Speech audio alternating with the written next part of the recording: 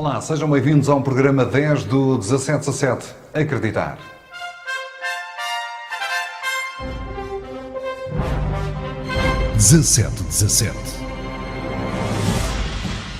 A 19 de abril de 1911, o paquete Lusitânia, um dos melhores navios da Companhia Nacional de Navegação, afunda-se próximo do Cabo da Boa Esperança. Assim que na cidade do Cabo, África do Sul, se soube que este navio estava prestes a naufragar, o cruzador da guerra inglês Forte partiu em seu socorro, tendo salvado todos os passageiros e tripulantes.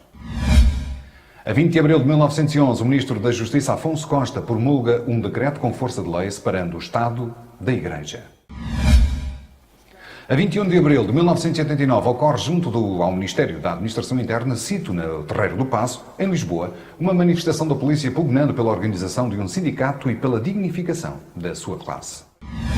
A 22 de abril de 1909, um sismo com uma magnitude estimada de 6,7 graus na escala de Richter atinge Portugal, tendo provocado dezenas de mortos e feridos e destruído diversas povoações. Admite-se que William Shakespeare, dramaturgo e poeta inglês, terá nascido em Stratford-Avon a 23 de abril de 1564. Às 22 horas e 55 minutos do dia 24 de abril é transmitido pelos emissores associados de Lisboa a canção E Depois do Adeus, de Paulo de Carvalho, que iria constituir a senha para o arranque do golpe militar designado pelos próprios intervenientes por movimento das Forças Armadas.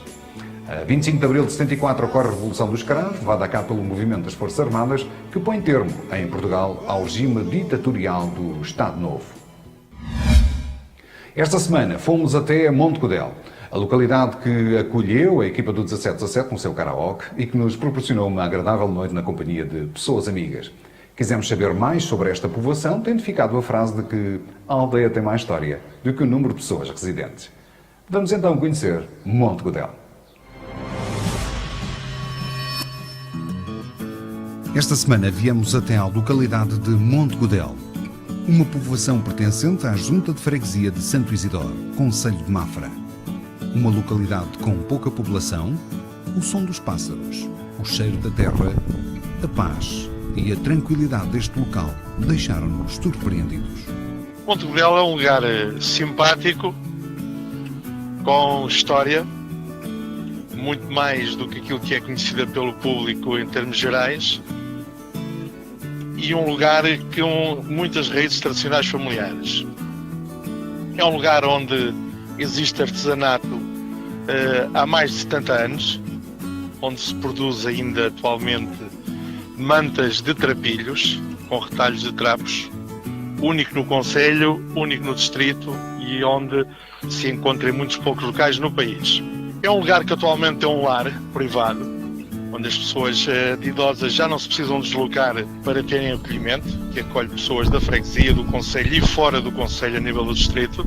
É um lugar polivalente em termos de estrutura das diversas situações e profissões, ligado pouco à agricultura, neste momento, onde foi muito, onde existe pessoas com formação em termos da construção civil. Temos também em Monte Codel profissionais na arte da restauração que trabalham fora, também profissionais ligados à arte da transformação e indústria de madeiras ligadas a todo o tipo de construção civil. Temos um rancho folclórico que é fundado em 1982, que representa bem também a história cultural deste lugar e que por vezes também merecia ser um pouco mais acarinhada como cultura, a nível da freguesia principalmente, dado que é o único movimento, a única associação que culturalmente tem atividades interruptas, sempre desde 1982.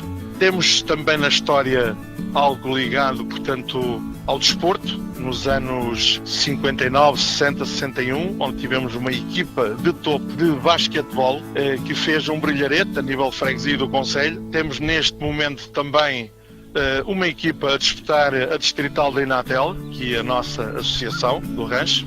Existem projetos que irão aparecer no futuro também. Tivemos nos anos 60 também, 59, 60, uma marcha que ganhou o primeiro lugar a nível da freguesia e que passeou pelo concelho. Hoje outros lugares têm esse protagonismo, mas também já foi nosso. Portanto, é um lugar muito interessante que tem mais ou menos cerca de 80 a 100 pessoas residentes diariamente e depois, quando as pessoas trabalham fora, passará para os 100 150, 180 moradores pontualmente. Tivemos também, ligados à história, este lugar foi fundado por, em princípio, uma única família, que era a família Reis, em que a sua base veio da Galiza, aqui do Conselho de Encarnação para cá. Depois juntou-se também a família Silva, que é uma das mais antigas e que ainda hoje são as duas famílias principais do lugar. O Conselho de Mafra era construído apenas por duas freguesias, uma que era a de Mafra e outra de Santo Isidoro. Nessa altura, portanto, existem registros oficiais em que um senhor de nome Manuel dos Reis foi vereador à época da Câmara Municipal de Mafra e era a pessoa responsável por atribuir os preços aos produtos, fiscalizar as vendas daquilo que se vendia e andar no terreno a ver se as pessoas cumpriam ou não o que estava estipulado pela lei.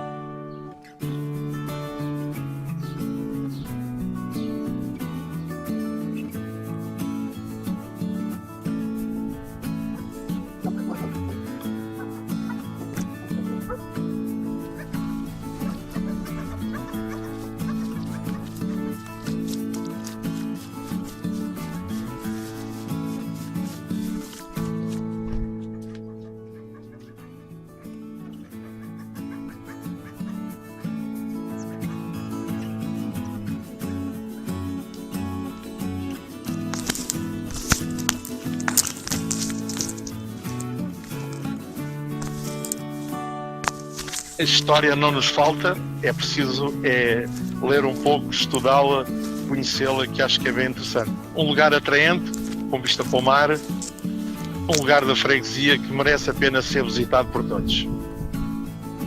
Um lugar pequeno, mas com a sua história. Por tudo aquilo que foi dito, torna-se um lugar apetecível para viver com qualidade de vida. Venha descobrir Monte Godel.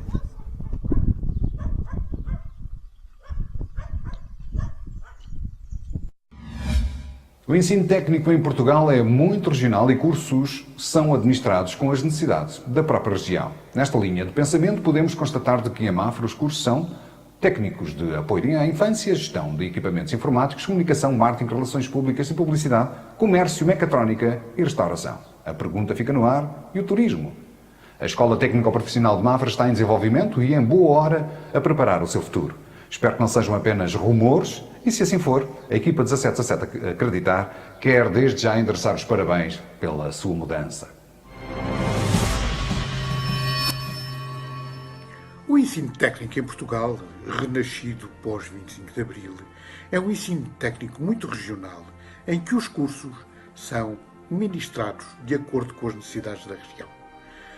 Apreciei muito, durante a minha vida profissional, ver algumas escolas técnicas extremamente bem montadas, nomeadamente na região de Abrantes e de Beja. Foi com alguma preocupação que reparei que a Escola Técnico-Profissional de Mafra funciona num espaço exíguo, sem recreio para os alunos, em que estes têm que atravessar constantemente uma das estradas mais movimentadas para ir ao Lidl suprir as suas necessidades de alimentação. Foi com prazer que esta semana ouvi falar que estavam a projetar mudar a escola para outro local e torná-la uma escola de excelência ao nível de todas as escolas de excelência do concelho.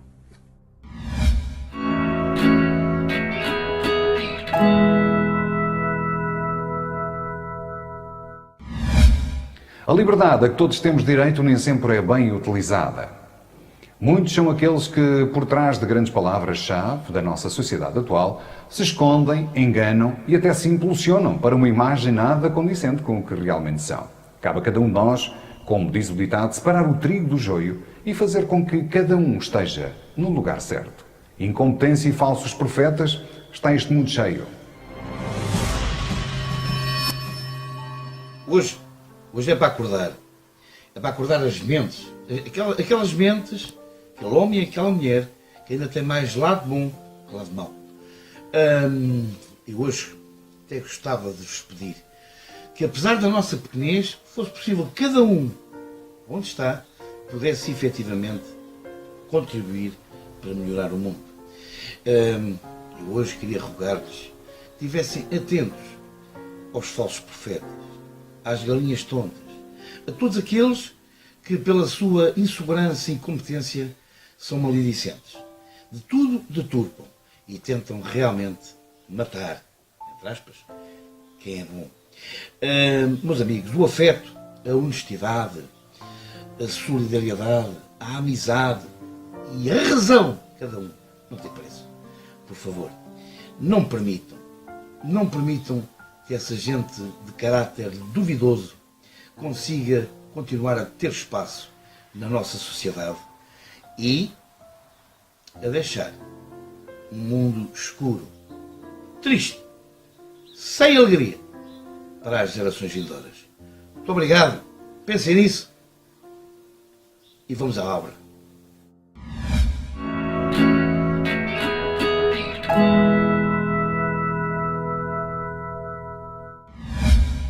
A Associação Portuguesa de Cidades e Vilas Cerâmicas foi esta semana constituída em Mafra, cuja presidência ficará na posse do Conselho de Mafra.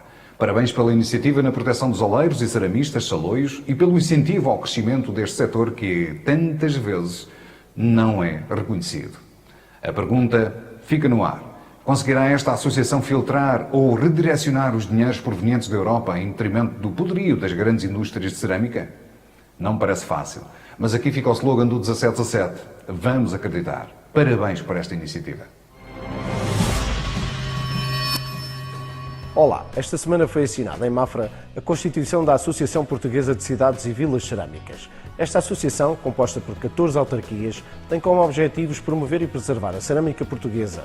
Desta forma, Portugal passará a ter assento no Agrupamento Europeu de Cidades Cerâmicas, estrutura que desde 2014 tem influência institucional no Parlamento Europeu.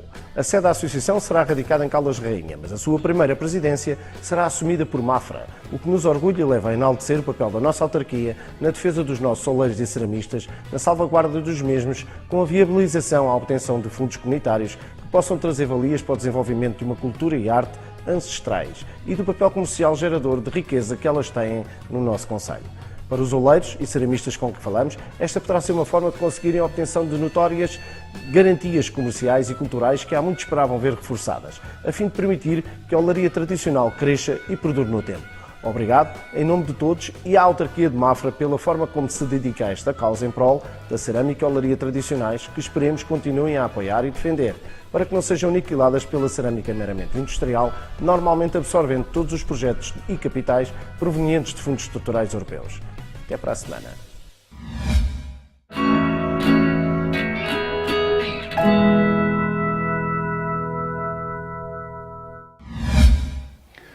Reclamar é um direito e um dever do consumidor. No entanto, quando reclamamos, nem sempre o fazemos de forma educada. Nem sempre temos razão e, o mais importante, nem sempre somos bem recebidos na apresentação da reclamação. Não será uma boa maneira de aprender e melhorar os produtos e serviços em prol de uma maior qualidade de oferta? Olá, reclamar é um direito e um dever do consumidor. E há pessoas que são o sonho de qualquer empresa, pelo menos eu gosto de pensar assim. Porque são educadas, cordiais e por vezes indecisas, também por isso facilmente influenciáveis porque não demoram a tomar decisões. Uns até não se importam de pagar mais se isso significar a melhoria da qualidade do produto ou do serviço. E é este tipo de cliente que as empresas devem dar especial atenção. Esta é a subespécie que reclama. Todavia, reclamar torna-se uma guerra quase perdida. Exige muitos conhecimentos legais, dá muito trabalho e tem de se explicar quase infindavelmente o que aconteceu. É por isso que a maioria dos clientes não reclama.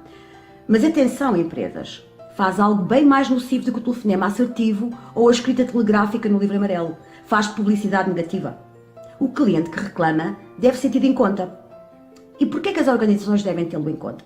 Porque identifica uma oportunidade de melhoria em troca apenas de uma justa reparação. Há efetivamente histórias de reclamações mal-sucedidas, sobretudo porque certos colaboradores consideram-se postos em causa, pois não entendem que o cliente descontente acaba por ajudar a melhorar o serviço e os resultados, naturalmente. O cliente nem sempre tem razão, mas os que a têm devem ser ouvidos em prol da confiança, do diálogo e do reconhecimento. E ganhamos todos. Até para a semana.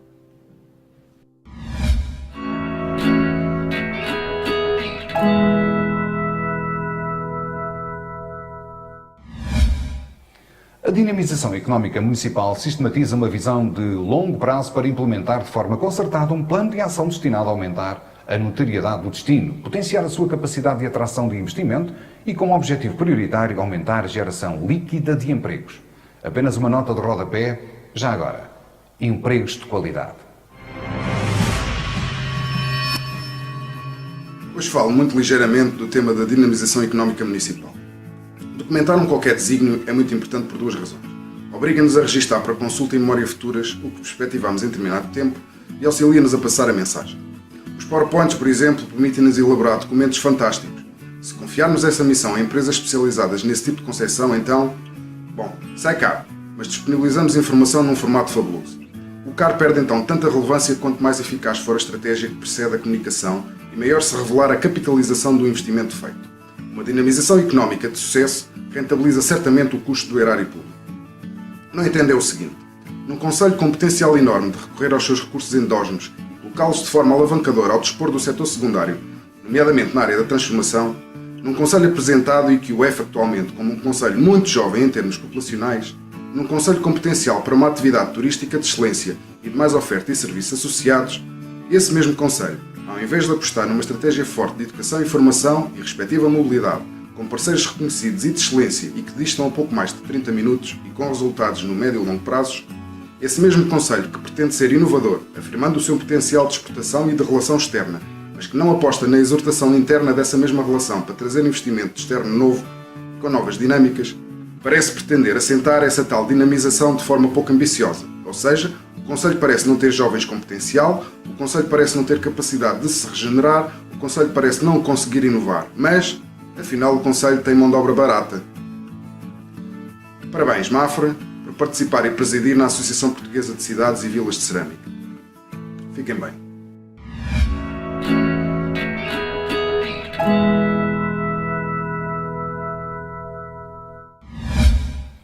Os benefícios da prática de ginástica em jejum são conhecidos. Em primeiro lugar, a obesidade e depois o aumento à sensibilidade à insulina. Tantas vantagens para quem gosta de sentir bem por dentro e bem por fora. Olá! Benefícios na prática de exercício em jejum. Primeiro, evita a obesidade. A prática de atividades físicas e exercícios ajudam o seu corpo a manter-se ativo e auxilia a perder as calorias extras. Não se deixe levar pelo sedentarismo e pela vida estressante das cidades. Mexa-se.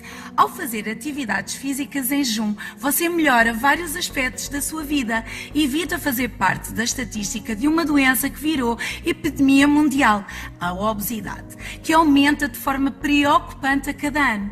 Eu tenho o hábito de realizar exercícios físicos em jejum. O jejum intermitente faz parte da minha vida. Alguns estudos comprovam que fazer exercícios aeróbicos, o cardio, é uma das formas mais eficazes de exercícios para perder a gordura localizada na barriga. Ainda não saíram resultados conclusivos sobre qual deve ser a intensidade dos exercícios, mas sabemos que fazer exercícios regularmente é muito benéfico para a saúde do corpo e da mente e que não podem ultrapassar os 50 minutos. Segundo, a sensibilidade à insulina. Fazer os exercícios em jejum, além de perder peso, vai aumentar a sensibilidade à insulina, ou seja, as atividades físicas possibilitam que as suas células utilizem o açúcar disponível na sua corrente sanguínea para gerar a energia necessária para o seu corpo, assim como possibilitar as contrações musculares. Caso você tenha algum problema em controlar o açúcar no sangue, é importante que verifique rotineiramente os níveis de açúcar no sangue.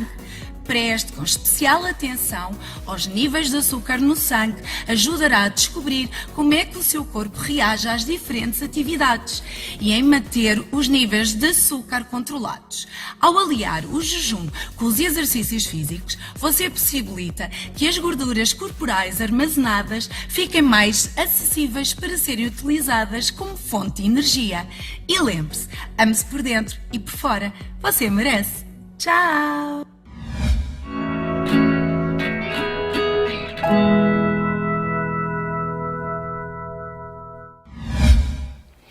Já ouviu falar do sexalescentes?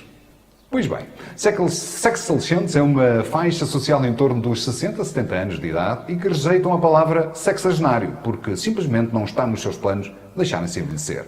São pessoas que preferem e dão importância a um olhar cúmplice, uma frase inteligente ou um sorriso iluminado pela experiência.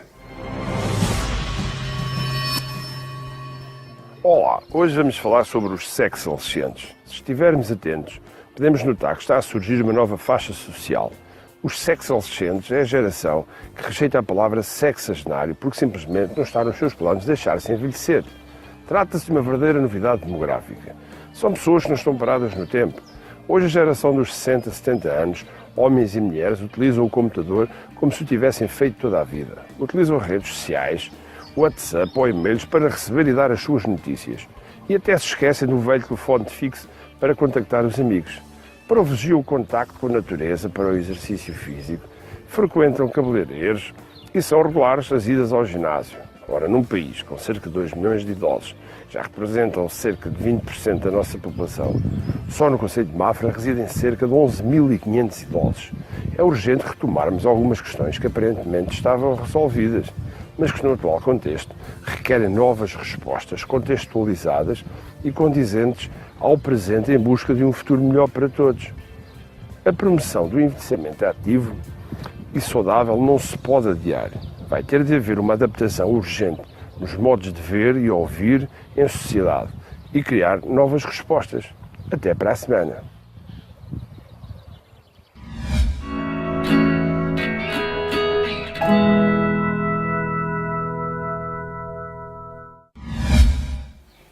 Esta semana vamos lançar o episódio número 1 do roteiro AVEC. Um grupo de turistas decidiu visitar Portugal e o destino traçou que viessem à procura do concelho de Mafra.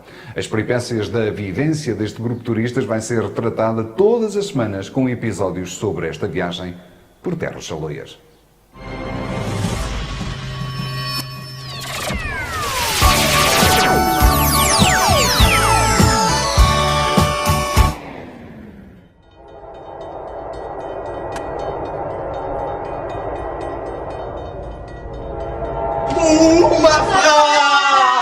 Une belle ville, hein?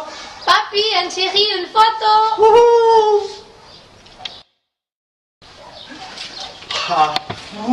Très jolie.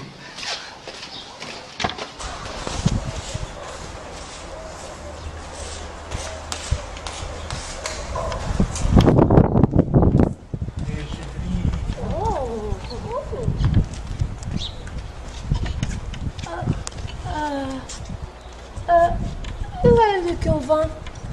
Je ne sais pas.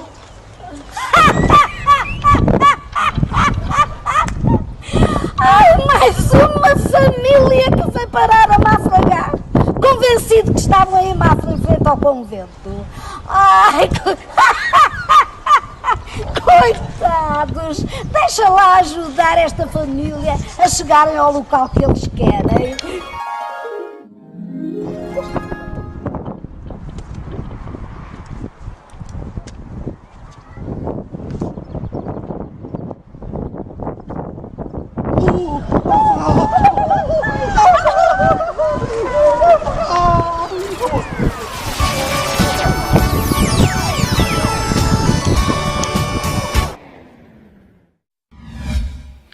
Open Heritage é um projeto que captura cada pormenor da cultura mundial. Hoje já pode visitar, veja bem, os grandes monumentos do mundo sentado aí na sua cadeira. A liberdade de viajar virtualmente começa a ser uma realidade. O nosso concelho ainda não foi bafejado com este projeto, mas estamos certos de que mais tarde ou mais cedo cá chegará. E até vos digo mais. Desta forma, não haverá perigo de queda de um sino na cabeça de ninguém. Monumentos em risco por desastres naturais, pela solução humana e pela passagem do tempo podem agora ser visitados virtualmente com precisão milimétrica. Chama-se Open Heritage e resultou de uma parceria da Google com a Cyark, uma empresa de escaneamento 3D a laser. O projeto conta com a tecnologia desta empresa para capturar cada pormenor necessário, incluindo cor e textura. Poderá também ser uma grande ajuda na manutenção e restauração de monumentos. Os modelos podem ser vistos em qualquer computador, telemóvel ou dispositivo de realidade virtual. Esperaremos pelo dia em que esta ferramenta chegue ao convento de Mafra e outros monumentos do concelho para poderem ser visitados pelo resto do mundo e por quem não tem a oportunidade. E sem hipótese lhes cair um sino em cima. Por hoje é tudo. e até para a semana.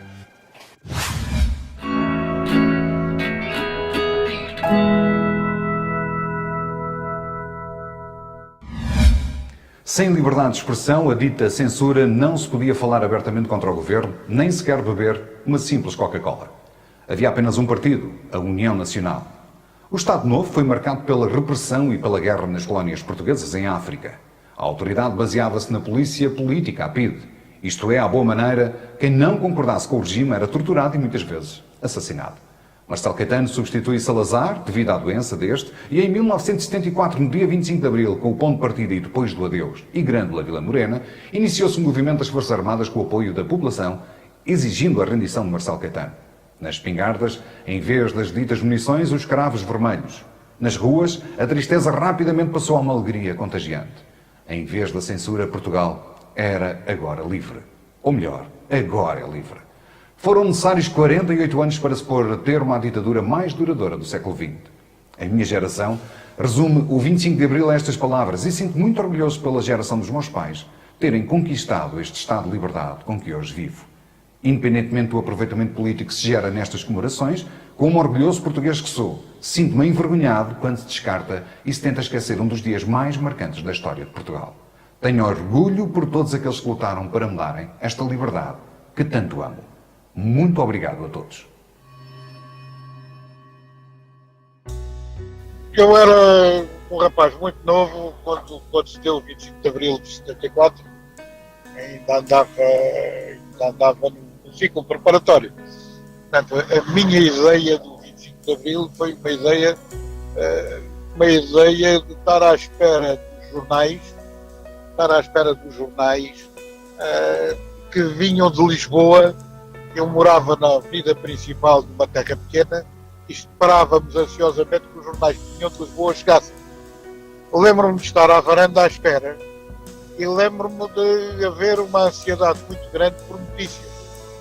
As notícias passavam só naquela altura na rádio e passavam na televisão a preto e branco, mas às vezes eram interrompidas porque não era um ambiente complicado.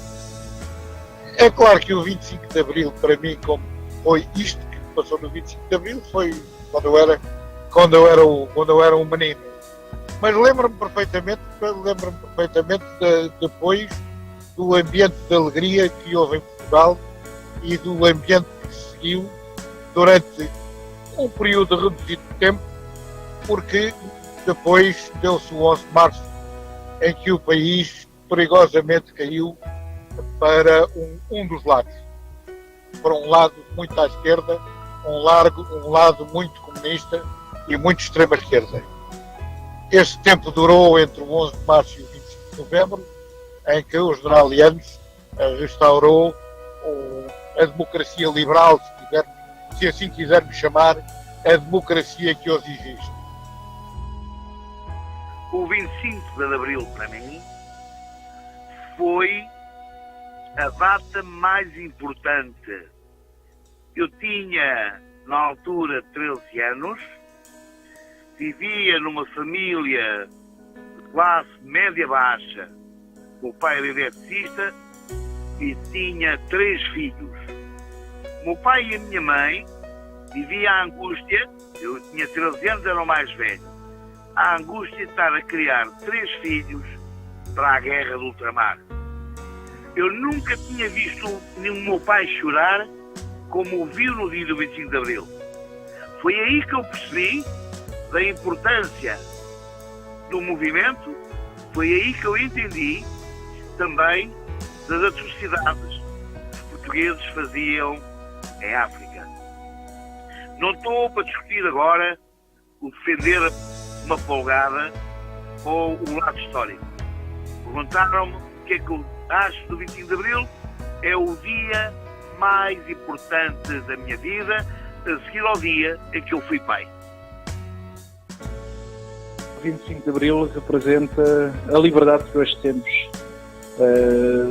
de poder manifestar-nos como queremos, principalmente sem sermos cortados, não é cortados, está-me a faltar a expressão, sem sermos impedidos de ter esta liberdade de dizer, brincar e fazer o que quisermos, não ofendendo quem quer que seja.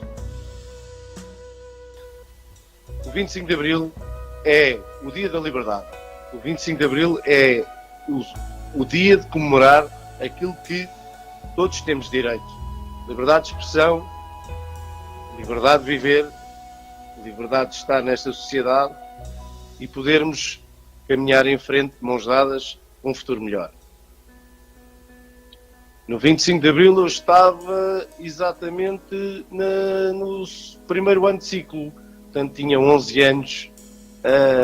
Foi um período interessante. Lembro perfeitamente ter saído de casa e ver tropas deitadas por tudo o que era canto na Vila Velha, e eu sempre percebi muito bem o que é que se passava. Fui para a escola mesmo. Na idade que tinha, as diferenças não foram notórias, não percebia muito bem o que estava a acontecer. Só passado uns anos comecei a tomar noção do que é que era, o que é que tinha sido o 25 de Abril e o que é que nos trazia de melhor, ou até o que é que tinha alterado na sociedade. Com 11 anos era difícil perceber. É claro que o 25 de Abril, para mim, foi mudando ao longo do tempo e foi à medida que fui crescendo, fui-me apercebendo do 25 de Abril, do que significou o 25 de Abril. Eu sou um democrata convicto, sou partidário, mas confio na democracia liberal, porque só com a democracia liberal é que o país tem progresso e só com a democracia liberal é que há igualdade, prosperidade e paz. O 25 de Abril, então, para mim, significa todo este ideal que temos vivido, às vezes com crises, outras vezes sem crises, mas as crises não são culpa do 25 de Abril. As culpas são culpa dos homens e são culpa também dos problemas que existem no mundo e que vão trazendo crises, vão trazendo problemas, mas que não têm nada a ver com o 25 de Abril. O 25 de Abril também nos trouxe, para mim que sou um europeísta, uma entrada numa Europa democrática, liberal, num grande espaço económico e agora num espaço político que nos permite a nossa liberdade. Porque só num grande espaço, num espaço político e num grande espaço económico é que Portugal, numa economia global, poderá ter hipótese de continuar a ter a sua independência, uma independência cada vez mais partilhada num espaço maior, mas sem essa união, Portugal não consegue sobreviver sozinho. Aliás, Portugal nunca conseguiu sobreviver sozinho ao longo dos séculos, uma vez que sempre teve que fazer as suas alianças e as suas uniões políticas que eram feitas de casamentos reais para poder sobreviver. Hoje em dia, a União Europeia não é mais nem menos que essas alianças institucionalizadas e que só aí, e nessa aliança só entram democracias liberais e democracias a sério. Para mim, enquanto mulher, o 25 de Abril foi a emancipação em relação a um poder instituído, naturalmente ditatorial, mas que nem sempre soubemos utilizar. Eu notei isso desde muito jovem, dizer que havia liberdade e democracia não era totalmente verdade, mas também não a soubemos aproveitar. Temos ainda que crescer muito enquanto povo livre e democrata. Isso sim. Então, para mim, o 25 de Abril foi um dia de reflexão. Olha, se lembro-me, estava no ciclo preparatório, no primeiro ano do ciclo, para mim foi a liberdade. E tinha 10 anos de idade. Olha, porque a diferença antes ainda se cantava o hino na escola primária. Eu andava na escola primária quando era rapazes de um lado e raparigas do outro, e depois foi uma mudança total. Quando fui para o ciclo preparatório, já havia turmas mistas, o que até ainda acontecia. Isso é o que eu me recordo com mais na realidade, aquela mudança logo radical foi essa, que eu sou do tempo de cantar o hino na escola primária. E era rapazes de um lado e raparigas do outro. Para mim, de facto, para mim é liberdade de expressão, é a capacidade de fazer vencer uma vontade de um coletivo, sem que para isso haja desperdício de vidas ou conflitos de violência extrema, como aquela a que assistimos, passagem para para uma nova república, demonstra de facto essa capacidade. Para mim, além daquilo que é a democracia e aquilo que já todas as pessoas sabem da liberdade de expressão e de fazer valer os nossos direitos, é de facto, mais do que isso, é a prova de que é possível fazer mudanças à vontade de um coletivo e não estar sujeito à vontade de uma minoria, nomeadamente quando essa minoria é uma minoria ditatorial. O 25 de Abril para mim é a Revolução dos Cravos, em que foi benéfica para Portugal. O nosso processo revolucionário trouxe grandes conflitos entre as forças políticas, mas antes do 25 de Abril também existiam muitas carências, a nível até de alimentação. O 25 de Abril, nós conquistámos a possibilidade de podermos expressar livremente, porque nós não podíamos expressar livremente sobre qualquer assunto ou qualquer opinião. Após o 25 de Abril, o 25 de Abril deu início para mais educação, para melhor saúde, para maior liberdade. Tudo bem que o período teve bastantes exageros, mas de certo modo foi compreensível relativamente à opressão que nós vivíamos na altura do Estado Novo. E acho que não tenho assim grande coisa para dizer, António, a não ser isso.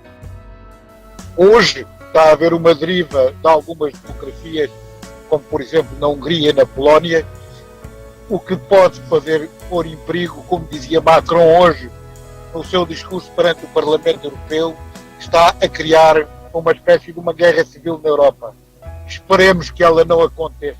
Esperemos que os populismos não gasem e que não volte outra vez à Europa uma extrema-direita fascista, que não é bom para o desenvolvimento económico, não é bom para a paz, não é bom para a democracia.